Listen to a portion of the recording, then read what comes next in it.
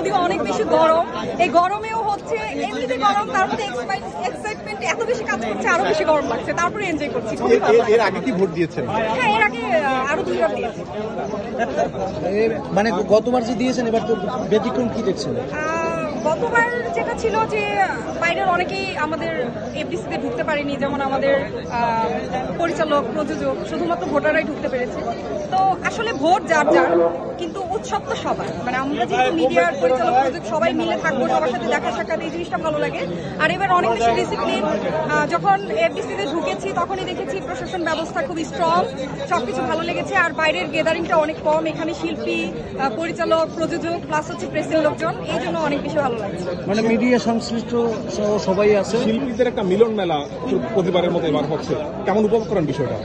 খুবই ভালো লাগে, কারণ আমাদের শিল্পীদের তো আসলে সবসময় দেখা হয় না, একটা প্রোগ্রাম ওয়াইজই আমাদের দেখা হয়। আবার অনেক প্রোগ্রামে দেখা যায় যে অনেকে আসতে পারে, অনেকে পারে না। কিন্তু ভোট নির্বাচন এমন একটা জিনিস, সবারই ইচ্ছে করে যে আমার ভোটটা আমি এফডিসি গিয়ে দিয়ে আসবো, এই জন্য সবাই আসে, এই জন্য আরো বেশি ভালো লাগে।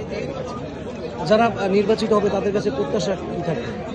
তাদের কাছে আসলে আমাদের তো এরকম বেশি বড় ধরনের চাওয়া পাওয়া নেই। তাদের কাছে প্রত্যাশা আমরা যাতে একটু আমাদের সমিতিটা আসলে সম্মানটা পাই, বা আমাদের একটা বসার জায়গা থাকে।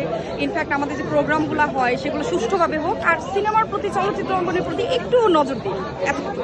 Thank you.